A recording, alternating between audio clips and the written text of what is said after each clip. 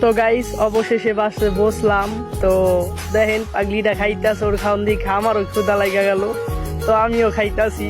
তো গাইস যতক্ষণে আমরা খাইতে থাকি, হ্যাঁ, ততক্ষণে আপনারা ভিউটা এনজয় করেন। Let's go.